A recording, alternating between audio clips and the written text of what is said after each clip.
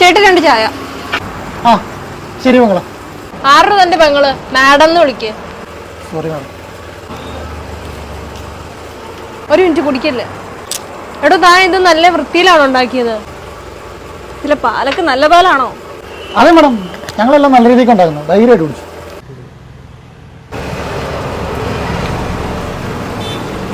അയ്യോ madam, madam ചായയുടെ കാശ്. ഓ കാശ് തന്നില്ലേ? നിങ്ങൾ അപ്പാർട്ട്മെന്റ് ഉണ്ടോ? ആ കണ്ടു മാഡം. അവിടെ ഞങ്ങൾ താമസിക്കുന്നത്. ആ ഓ ശരി മാഡം. അപ്പൊ ഞങ്ങൾ പറഞ്ഞു വരുന്നതേ, നാളെ ഒരു 250 സമൂസ, ഒരു 200 ചായയും വേണം. ആ തരാം മാഡം, ഞാൻ തരാം. രാവിലെ അവിടെ സെക്യൂരിറ്റി ഉണ്ടാവും, അയാളെ ഏൽപ്പിച്ചാൽ മതി. ആ ശരി മാഡം, ഞാൻ ഏൽപ്പിക്കാം. മാഡം ക്യാഷ് എല്ലാം കൂടി ഒരു 5000 രൂപ അടുത്ത് വരും. അത് ഞങ്ങൾ നാളെ തരാം. ആ പിന്നെ ഒരു കാര്യം, അവിടെ നല്ല പണക്കാരൊക്കെ താമസിക്കുന്നത്. അപ്പോൾ ഉണ്ടാക്കുമ്പോൾ കുറച്ച് രുചിയോടെയും വൃത്തിയോടെയൊക്കെ ഉണ്ടാക്കണം. ഇപ്പൊ കുടിച്ചതും നാളത്തെ എല്ലാം കൂടെ ഞങ്ങൾ പിന്നെ തരാം. അപ്പൊ ശരി, മറക്കണ്ട, നാളെ എല്ലാം കൂടെ എത്തിക്കണം. ശരി മാഡം, ഞാൻ നാളെ രാവിലെ എല്ലാം എത്തിക്കാം. ദൈവമേ, 5000 രൂപ. അപ്പം നാളെ 5000 രൂപ കിട്ടും.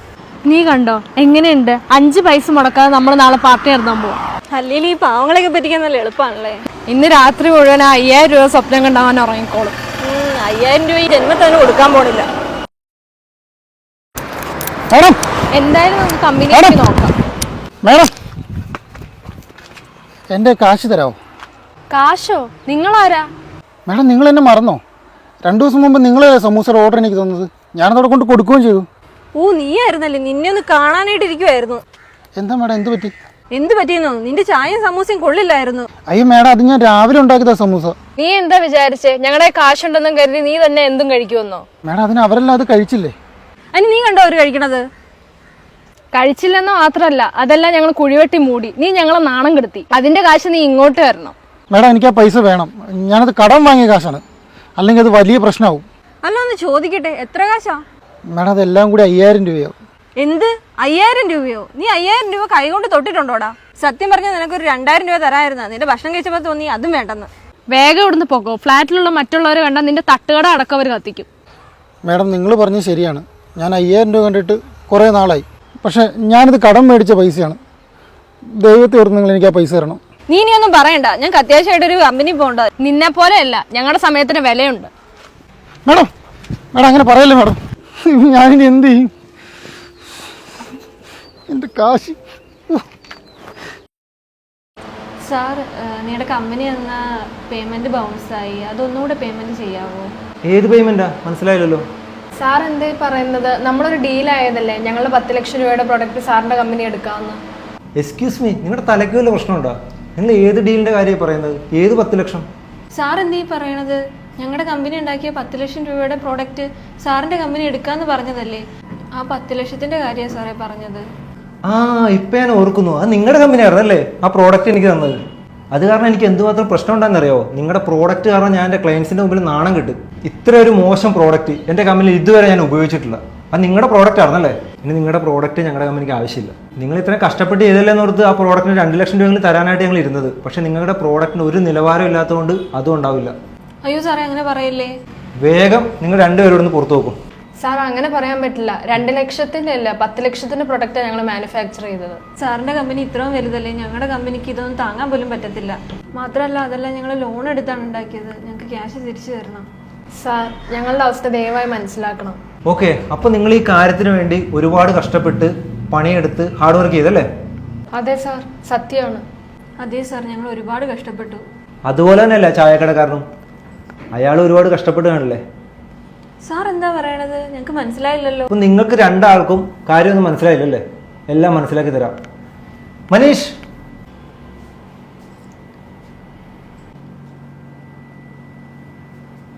എന്തെങ്കിലും മനസ്സിലായോ? എല്ലാം മനസ്സിലാക്കി തരാം. മനീഷിനെ എനിക്ക് വർഷങ്ങളായിട്ട് അറിയാം. ഞങ്ങളുടെ കമ്പനിയിൽ സ്ഥിരമായിട്ട് ചായ തരുന്ന ആളാണ് മനീഷ്. ആളൊരു സത്യസന്ധനാണ്, ഞങ്ങൾക്ക് വർഷങ്ങളായിട്ട് അറിയാം. പക്ഷെ നിങ്ങൾ രണ്ടുപേരും ഇയാളോട് എന്താ ചെയ്തത്? നിങ്ങളൊരു വലിയ കമ്പനി ജോലി ചെയ്യുന്ന ആൾക്കാരല്ലേ? 5000 രൂപ എന്ന് വെച്ചാൽ നിങ്ങളെ സംബന്ധിച്ച് അതൊരു ചെറിയ കാര്യമായിരിക്കും. പക്ഷെ സാധാരണക്കാരായ ഇയാളെ പോലെയുള്ളവർക്ക് അതൊരു വലിയ കാര്യം തന്നെ.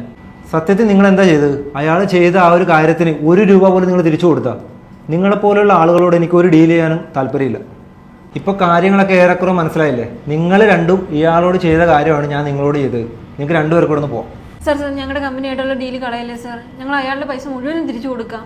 സാർ 5000 രൂപയല്ലേ സാർ അയാളുടെ ഉള്ളൂ, ഞങ്ങളുടെ 10 ലക്ഷം രൂപയല്ലേ, അയാളുടെ പൈസ ഞങ്ങൾ ഇപ്പം തന്നെ തിരിച്ചു കൊടുക്കാം. ഞാൻ കുറച്ച് മനുഷ്യപ്പറ്റുള്ളവരോട് മാത്രമേ ബിസിനസ് ചെയ്യാറുള്ളൂ. സത്യത്തിൽ നിങ്ങൾ രണ്ടും രോഗികളാണ്, മനോരോഗികൾ. നിങ്ങളെപ്പോലെയല്ല, ഞങ്ങളുടെ സമയത്തിന് വിലയുള്ളതാണ്. ഇനി നിങ്ങൾ പോയില്ലെങ്കിൽ ഞാൻ സെക്യൂരിറ്റിനെ വിളിക്കും. സാർ ഞങ്ങളുടെ കാശ്, ഞങ്ങൾ ലോൺ എടുത്ത കാശാ സാർ അത്. രണ്ടാൾക്ക് ഞാൻ പറഞ്ഞ മനസ്സിലായില്ലേ? ഇറങ്ങാൻ.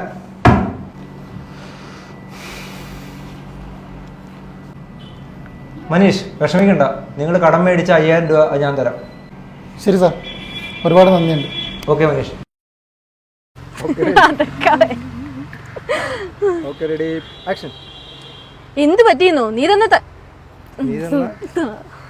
ചായ സമൂസ നീ തന്നല്ല, നിന്റെ ചായ സമൂസ എന്ന് പറഞ്ഞു, നീ തന്നേന്ന് പറഞ്ഞാൽ മതി. നീ എന്താ കരുതിയത്? ഞങ്ങൾ പണക്കാരായോണ്ട് നീ എന്തുണ്ടാക്കി തന്നാലും കഴിക്കുമെന്നോ?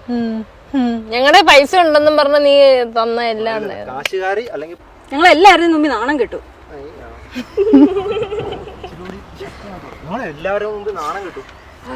നിന്റെ ഭക്ഷണം കഴിച്ചപ്പോ തീരുമാനിച്ചു അതും വേണ്ടെന്ന്. അതോട്ട് മതി. അതാ എന്തായാലും സത്യം പറഞ്ഞ പുള്ളിയെ നോക്കി എന്താ നിന്റെ തട്ടുകട അടക്കാര് കത്തിക്കും. നിക്കണ്ട, ഞങ്ങൾക്കൊരു മീറ്റിംഗ് ഉണ്ട്, അത്യാവശ്യമായിട്ട് കമ്പനി പോണം. പോവാ.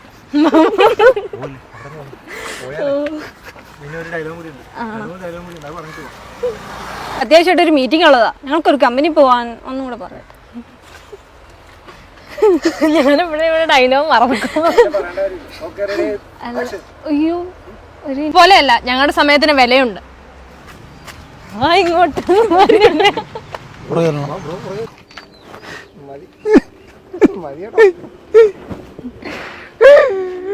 അതൊക്കെ ഇവിടെ നിങ്ങൾ എളിമയായിട്ടാണ്.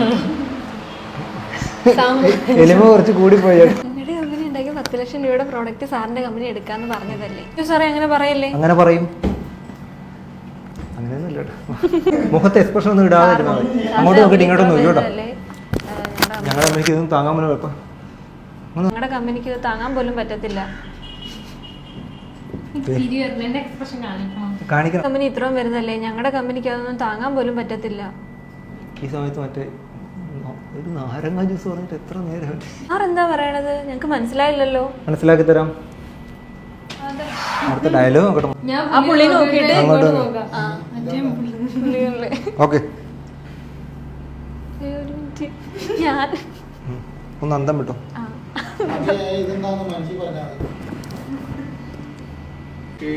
ഞങ്ങളുടെ കമ്പനിയിൽ വർഷം അതില്ലേ വന്നോളൂ ഒന്നുകൂടി രണ്ടാമത്തേന്. ഓക്കെ അല്ലേ?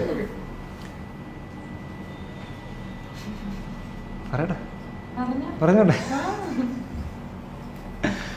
Okay ready. ഞങ്ങളുടെ കമ്പനിയിൽ സ്ഥിരമായിട്ട് ചായ തരുന്നു. ഇത്രയും സത്യസന്ധനായ ഒരു മനുഷ്യന്റെ മുഖത്തേക്ക് നോക്ക്, എന്തൊരു നിഷ്കളങ്ക. അല്ല ചിരിക്കണോ? ഇങ്ങോട്ടും മനീഷിനെ വർഷങ്ങളായിട്ട് ഞങ്ങൾക്കറിയാം.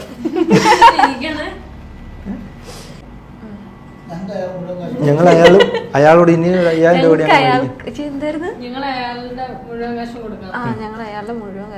സത്യത്തിൽ നിങ്ങൾ രണ്ടും രോഗികളാണ്, മനസ്സിന്റെ രോഗികൾ. മനോരോഗികൾ നാക്കണം. മതിയോ? എന്നാ കൊടുക്കാം. പാവം എനിക്ക് എന്തേലും പറയുന്നുണ്ടോ? ചേട്ടൻ ഗെറ്റ് ഔട്ട്. ഇച്ചിരി നീട്ടി പറയണ്ടായിരുന്നു. നിങ്ങൾ രണ്ടുപേരും ഗെറ്റ് ഔട്ട്.